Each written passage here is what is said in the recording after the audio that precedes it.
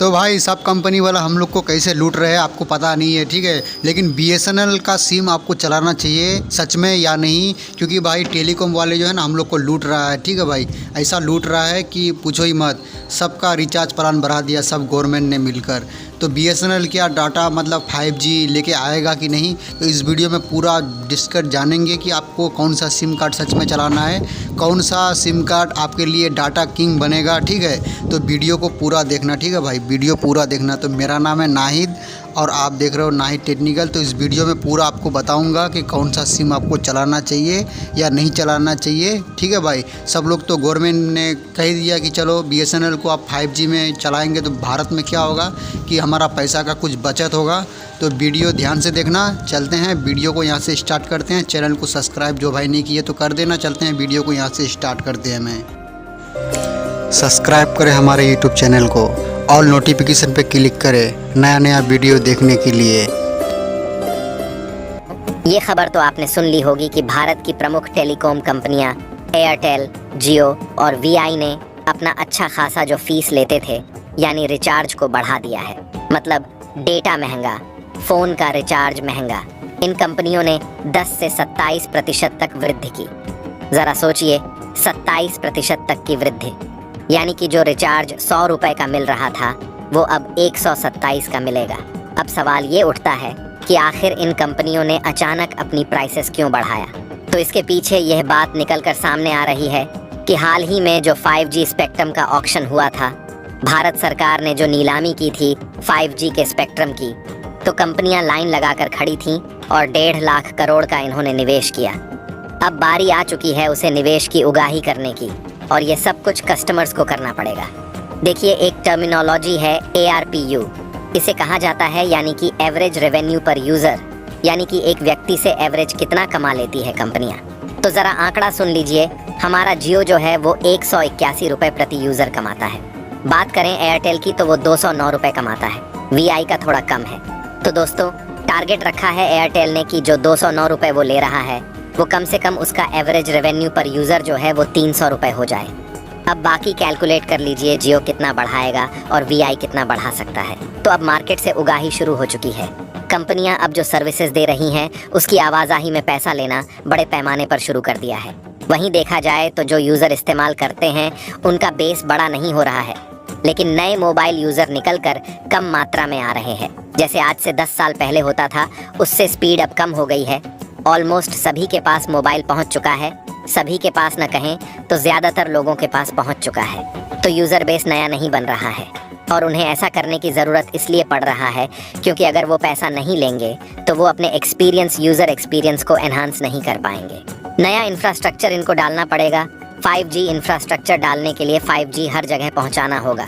इसमें पैसा लगेगा, लागत लगेगी, तो पैसा निकालने के लिए यूज़र से पैसा लिया जा रहा है। पर ये जो प्राइसेस बढ़ी है इसने मोबाइल यूज़र्स को काफ़ी महंगा बना दिया है आम आदमी के लिए, और इसीलिए BSNL फिर से चर्चा में आ गया। क्योंकि सभी कंपनियों ने अपने प्राइसेस हाई करने की बात तो कह दी, लेकिन BSNL जहां का जहां ही नज़र आ रहा है, अगर वो वृद्धि करेगा भी तो उतना नहीं करेगा।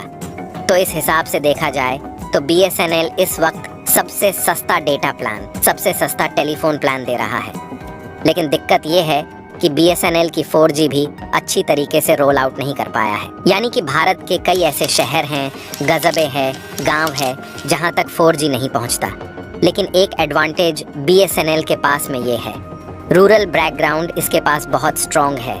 जो हमारे देहाती इलाके हैं, ग्रामीण के इलाके हैं, वहाँ पर BSNL ही चलता है, वहाँ पर एयरटेल, जियो नहीं पहुँच पाए हैं। तो ऐसी स्थिति में अगर BSNL सिंसियरली चाहे तो BSNL इस वक्त सबसे बड़ी टेलीकॉम कंपनी बन सकती है, अगर भारत सरकार चाहे तो।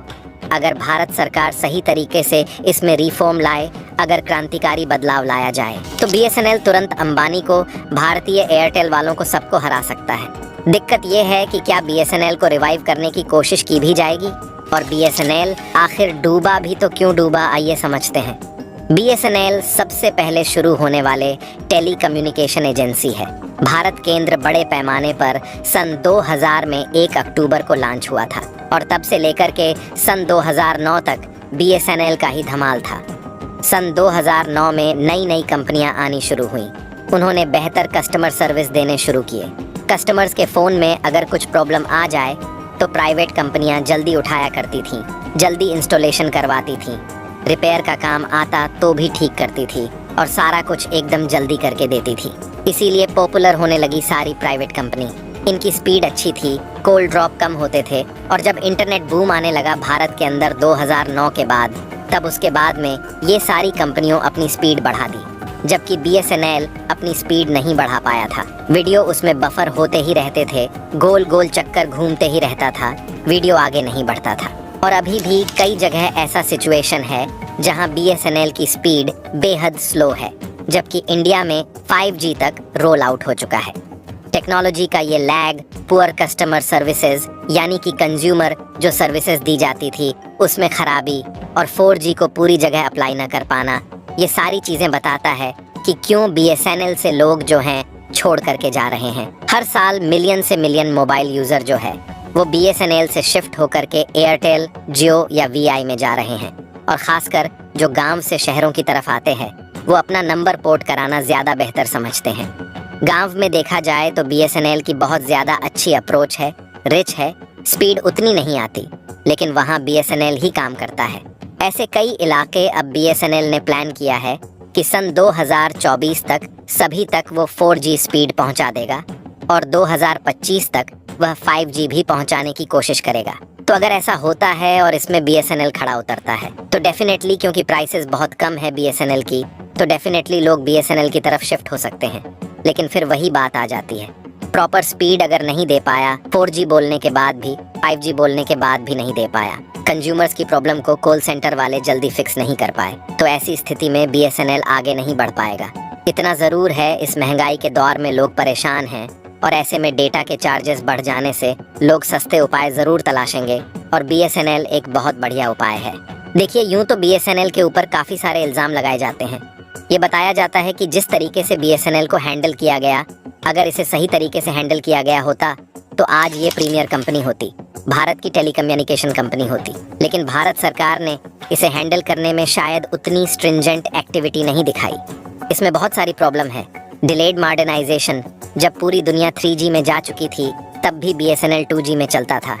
जब पूरी दुनिया 4G में चली गई तब भी BSNL 3G में जी रहा है। प्राइवेट प्लेयर एयरटेल, वोडाफोन, जियो जब आए तो रैपिडली उन्होंने एनहांस किया अपनी टेक्नोलॉजी को, अपनी सर्विसेज को, लेकिन BSNL ने अपने इंफ्रास्ट्रक्चर पर काम नहीं किया, अपनी मूलभूत ढांचे में काम ही नहीं किया।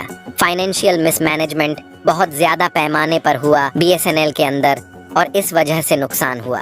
वहीं कई बार सवाल उठाए गए कि जो गवर्नमेंट की पॉलिसी थी उनमें काफ़ी डीले था। वो नीतियां जो BSNL को आगे बढ़ा सकती थीं, उन नीतियों को पारित करने में, उन पर फैसला लेने में सरकारी जो एंजाइटी थी उसने सही से काम नहीं किया, काफ़ी ज़्यादा डीले जाई।